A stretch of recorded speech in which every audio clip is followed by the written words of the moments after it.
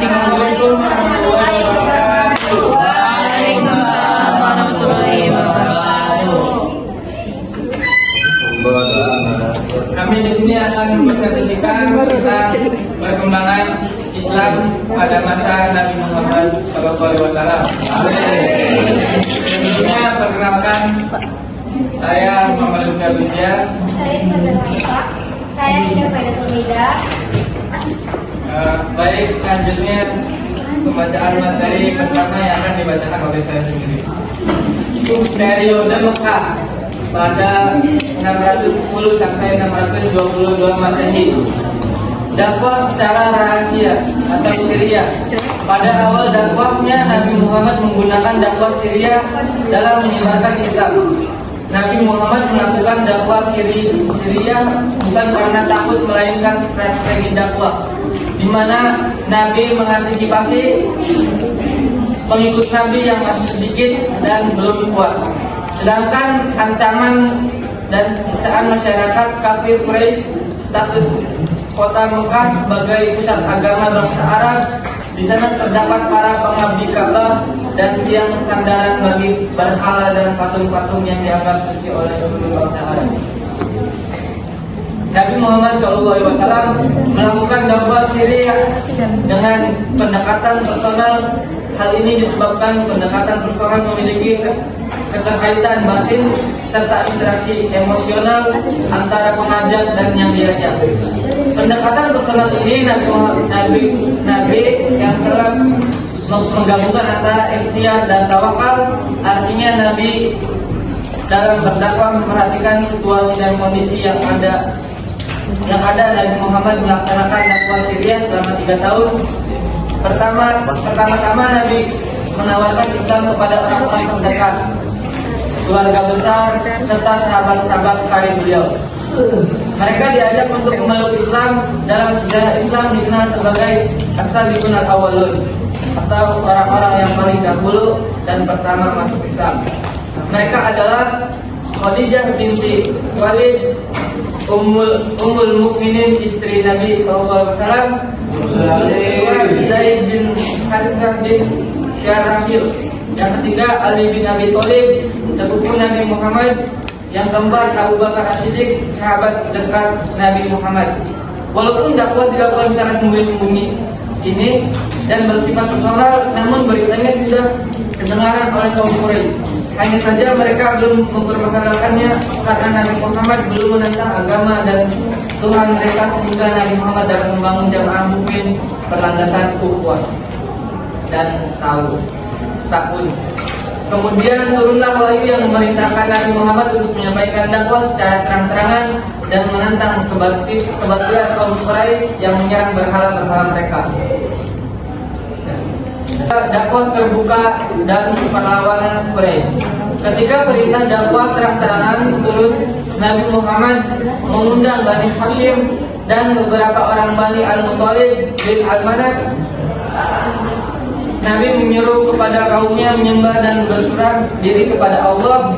Namun semua kerabatnya menentang Rasulullah. Hanya Abu Thaliblah yang tidak menentang. Dia tidak masuk Islam, tetapi dia mendukung dakwah Nabi Muhammad dan melindunginya dari gangguan kaum kafir Quraisy. Setelah Nabi merasa yakin terhadap dukungan dan janji Abu Thalib untuk melindunginya, dalam menyampaikan Allah, beliau berdiri atas syafa lalu berseru, "Wahai semua orang!" Maka semua orang berkumpul memenuhi seruan beliau. Lalu beliau mengajak mereka kepada tauhid dan iman kepada Rasulullah beliau serta iman kepada hari kiamat. Kaum Quraisy merasa terganggu dengan dakwah Nabi karena kepercayaan mereka mulai dipermasalahkan dan berhala-berhala mereka ditentangnya. Mereka mengakui sosok Nabi Muhammad sebagai orang yang jujur. Mereka berusaha menghentikan dakwahnya dengan cara mendekati pamannya Abu Thalib. Mereka mengharapkan Abu Thalib bisa meraih Nabi Muhammad SAW untuk menghentikan dakwahnya. Tetapi Abu Thalib menolak permintaan mereka. Maka mereka pun pulang dengan tangan hampa sehingga Nabi bisa melanjutkan dakwah. Semenjak penolakan itu, kafir Quraisy berusaha menghentikan Nabi dengan cara antara lain menjelek-jelekkan ajaran Islam, membangkitkan keraguan, menyebarkan anggapan-anggapan yang menyakitkan ajaran-ajaran beliau dan diri beliau, melawan Al-Quran dengan dongeng orang-orang dahulu yang menyibukkan manusia dengan dongeng-dongeng itu agar mereka meninggalkan Al-Quran, serta penyiksaan terhadap para pengikut Nabi. Pada tanggal 27 Rajab tahun 11 dari kenabian 621 Masehi, Rasulullah SAW melakukan Isra dan Mi'raj. Sehubungan dengan masa perjuangan dakwah Islam yang masih membutuhkan waktu lama dan ketekunan, sedangkan reaksi musuh semakin bertambah kuat, maka Allah Subhanahu Wa Taala mengizinkan Rasulullah untuk Isra dan Mi'raj. 10 tahun Rasulullah SAW memperjuangkan pola dasar pembangunan garis besar haluan negara bersumber dari Al-Quran, yaitu pembentukan pribadi Muslim di Mekah, unsur mutlak bagi pembentukan masyarakat Islam di Madinah. Isra ialah perjalanan Rasulullah di waktu malam hari dari Masjidil Haram di Mekah ke Masjidil Aqsa di Palestina. Setibanya beliau di Masjidil Aqsa bertemu dengan nabi-nabi dan rasul-rasul terdahulunya. Di sana mereka menyambut kedatangan beliau sebagai nabi terakhir. Kemudian mereka berjamaah salat yang diimami oleh beliau sendiri. Peristiwa besar Isra dan Mi'raj kebanyakan orang tidak mempercayainya kecuali Abu Bakar As-Siddiq, orang yang membenarkan gelar dari Rasulullah. Sedangkan fungsi dari sholat ialah meninggikan derajat, lalu menghayati selera nafsu dari derajat kehewanan ternak dan kehewanan luas ke derajat manusia yang sempurna. Manusia yang takwa kepada Allah. Selain sholat lima waktu juga diwajibkan atas umat itu mengerjakan puasa, zakat, dan haji. Sebab terjadinya Isra dan Mi'raj meliputi beberapa aspek, antara lain yang pertama, sepanjang masa 10 tahun Rasulullah memperjuangkan pola dasar pengembangan garis besar haluan negara bersumber Al-Quran, yaitu pembentukan pribadi Muslim maka yang absolut bagi pembentukan. Yang kedua, hubungan pola dengan masa perjuangan dakwah Islam yang membutuhkan waktu lama dan ketekunan, sedangkan reaksi dari musuh semakin hari semakin bertambah sengit. Maka atas izin Allah, beliau mengerjakan Isra dan Mi'raj demi untuk mempertegar dan memperteguh hati beliau dalam menghadapi reaksi musuh-musuhnya. Yang ketiga, beliau akan menerima kewajiban sholat lima waktu di Mustawa Rasul dari Tuhan Yang Maha Esa, yang fungsinya merupakan pendidikan bagi yang kedua. Yang keempat adalah Islam kehamilan. Rasulullah meninggalkan Glasgow dalam perjalanan menuju pada tanggal 12 Rabiul Awal tahun pertama Hijriah atau 20/1/1922 Masehi. Dan tiba di Madinah, maka kota itu juga menjadi Madinatul Rasulullah, Madinatul Rasulullah, Madinah yang diisi oleh berbagai golongan suku bangsa Arab dan bangsa Yahudi yang menganut agama dan keyakinan yang berbeda, yaitu kaum muslimin terdiri dari golongan suku Ansar dan Muhajirin. Golongan Yahudi terdiri dari suku Khalid juga, Bani Nadir dan Bani Quraisyah.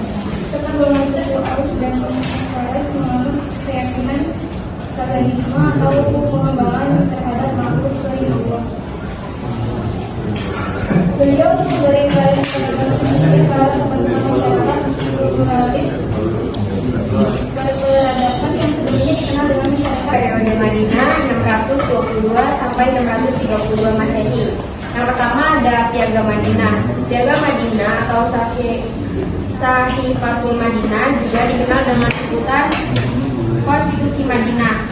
Ialah sebuah dokumen yang disusun oleh Nabi Muhammad SAW yang merupakan suatu perjanjian formal antara dirinya dengan semua suku-suku dan kaum-kaum penting di Yathrib, kemudian bernama Madinah di tahun 622. Dokumen tersebut disusun sejelas-jelasnya dengan tujuan utama untuk menghentikan pertentangan sengit antara Bani Aus dan Bani Khazraj di Madinah. Untuk itu, dokumen tersebut menetapkan sejumlah hak-hak dan kewajiban bagi kaum muslimin, kaum Yahudi, dan komunitas-komunitas pagan Madinah, sehingga membuat mereka menjadi suatu kesatuan komunitas yang dalam bahasa Arab disebut Islam. Dalam Piagam Madinah, setiap kelompok menyepakati 5 perjanjian. Yang pertama, tiap kelompok dijamin kebebasan dalam beragama. Yang kedua, tiap kelompok berhak menghukum anggota kelompoknya yang bersalah. Yang ketiga, tiap kelompok harus saling membantu dalam mempertahankan Madinah, baik yang muslim maupun yang non-muslim. Yang keempat, penduduk Madinah semuanya sepakat mengangkat Muhammad sebagai pemimpinnya dan memberi keputusan hukum segala perkara yang dihadapkan kepadanya. Yang kelima, meletakkan landasan berpolitik, ekonomi, dan kemasyarakatan bagi negeri Madinah yang baru dibentuk. Sementara perekonomian Madinah dikuasai oleh orang Yahudi yang terkenal mahir dalam melakukan aktivitas perekonomian. Kebijakan tersebut diantaranya melarang riba, garar, iktikaf, tadlis, dan market inefisiensi. Dasar berpolitik negeri Madinah adalah prinsip keadilan yang harus dijalankan kepada setiap penduduk tanpa pandang bulu. Dalam prinsip keadilan diakui adanya kesamaan derajat antara manusia yang satu dengan manusia yang lain. Yang membedakan di antara mereka hanyalah takwa kepada Allah. Yang lain adalah prinsip musyawarah untuk memecahkan segala persoalan dengan dalil Al-Quran dan bermusyawarahlah di antara mereka. Peta sosiologis masyarakat Madinah itu secara garis besarnya terdiri atas 1. Orang-orang muhajirin, kaum muslimin yang hijrah dari Makkah ke Madinah. Yang kedua, kaum Ansor, yaitu orang-orang Islam di bumi Madinah. Yang ketiga, orang-orang Yahudi yang secara garis besarnya terdiri atas beberapa kelompok suku seperti Bani Kainuna, Bani Nadir, dan Bani Quraizah. Yang keempat, pemeluk tradisi nenek moyang, yaitu penganut paganisme atau penyembah berhala. Yang kedua ada perang Uhud. Bagi kaum Quraisy Mekah, kekalahan mereka di perang Badar merupakan pukulan berat. Mereka bersumpah akan membalas dendam. Pada tahun ketiga Hijriah, mereka berangkat menuju Madinah membawa pasukan tidak kurang dari 3.000 pasukan berkendara unta, 200 pasukan berkuda di bawah pimpinan Khalid bin Walid, 700 orang diantaranya memakai baju besi. Nabi Muhammad menyusun pasukan mereka dengan 1.000 pasukan. Namun baru saja melewati batas kota Abdullah bin Ubay bersama dengan 300 orang Yahudi membelot dan kembali ke Madinah. Mereka melanggar perjanjian dan disiplin perang. Meskipun demikian, dengan 700 pasukan yang tertinggal, Nabi melanjutkan perjalanan. Beberapa kilometer dari Madinah, tepatnya di Bukit Uhud, kedua pasukan bertemu. Perang dahsyat pun berobat. Pertama-tama, pasukan Islam dapat memukul mundur pasukan musuh yang lebih besar. Pasukan berkuda yang dipimpin Khalid bin Walid gagal menembus benteng pasukan umat muslim. Kemenangan yang sudah di depan mata. Kelemahan kaum muslimin ini dimanfaatkan dengan baik oleh musuh. Khalid bin Walid dapat menumpukan pasukan pemanah Islam dan pasukan Quraisy yang tadinya sudah kabur berbalik menyerang. Pasukan Islam menjadi porak-poranda dan tak mau menangkis serangan tersebut. Satu persatu pahlawan Islam gugur. Bahkan Nabi sendiri terkena serangan musuh. 70 orang pejuang Islam syahid di medan perang. Yang ketiga ada perang Khandaq. Pengkhianatan Abdullah bin Ubay dan pasukan Yahudi diganjar dengan tindakan tegas. Bani Nadir, satu dari 2 suku Yahudi di Madinah yang berkomplot dengan Abdullah bin Ubay, diusir keluar kota. Kebanyakan mereka mengungsi di Khaybar. Sedangkan suku lainnya yaitu Bani Quraizah masih tetap di Madinah. Masyarakat Yahudi yang mengungsi ke Khaybar itu kemudian mengadakan kontak dengan masyarakat Mekah untuk menyusun kekuatan bersama guna menyerang Madinah. Mereka membentuk pasukan gabungan yang berjumlah 24.000 orang tentara. Di dalamnya juga beberapa suku Arab lain. Mereka bergerak ke Madinah pada tahun 5 Hijriah atas usulan Salman Al-Farisi. Nabi Muhammad memerintahkan umat Islam untuk menggali parit untuk pertahanan. Setelah tentara musuh tiba, mereka tertahan oleh parit itu. Namun mereka mengepung Madinah dengan mendirikan kemah-kemah di luar parit. Hampir sebulan lamanya. Perang ini disebut Perang Ahzab Pasuku atau Perang Khandaq Parit. Dalam suasana kritis itu, orang-orang Bani Quraizah di bawah pimpinan Ka'ab bin Asad berkhianat. Hal ini membuat Islam makin terjepit. Setelah sebulan pengepungan, angin dan badai turun amat kencang, menghantam dan menerbangkan kemah-kemah dan seluruh perlengkapan musuh. Mereka terpaksa menghentikan pengepungan dan kembali ke negeri mereka masing-masing tanpa hasil apapun. Yang keempat ada Perang Hudaybiyah.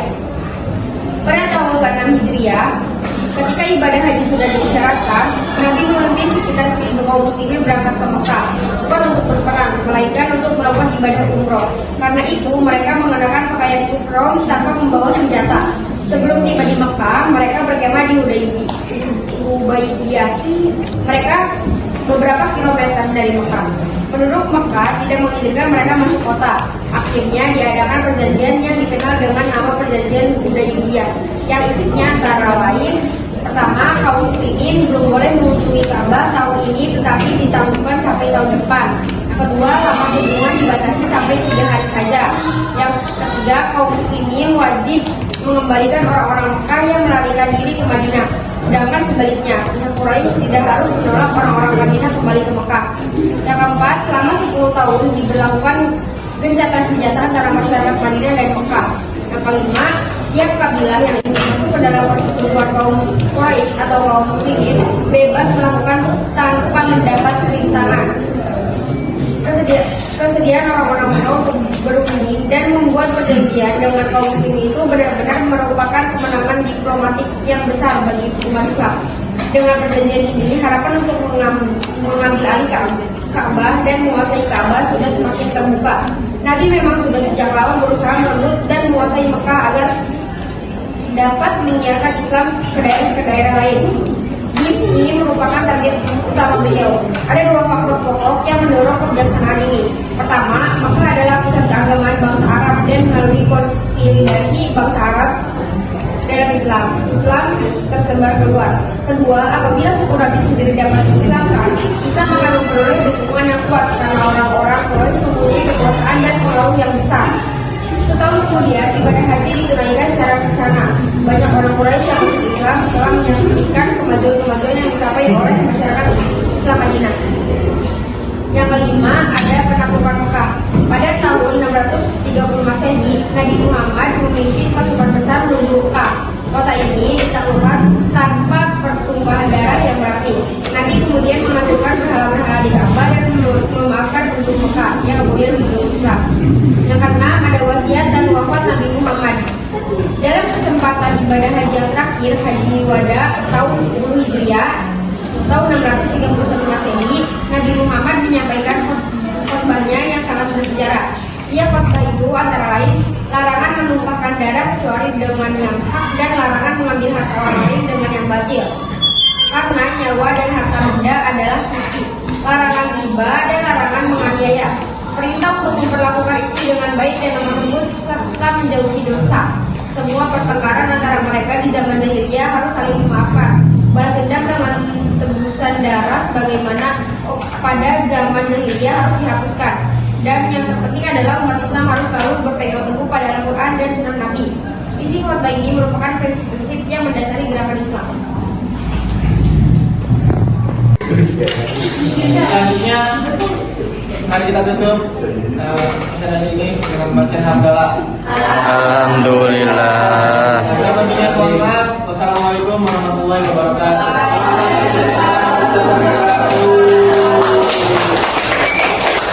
Selanjutnya acara sesi tanya jawab. Pada yang ingin bertanya, dipersilakan. 2 orang.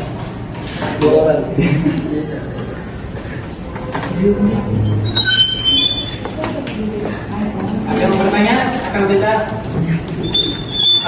bisa saya langsung tutup.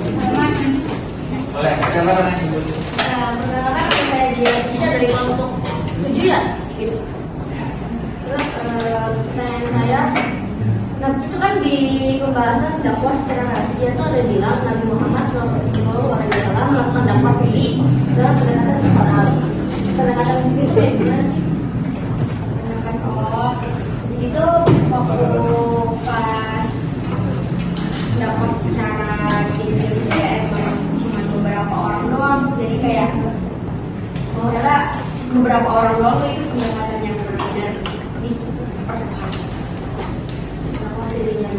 Iya. Iya, kayak nama lainnya sembunyi-sembunyi gitu, cuma ikut doang.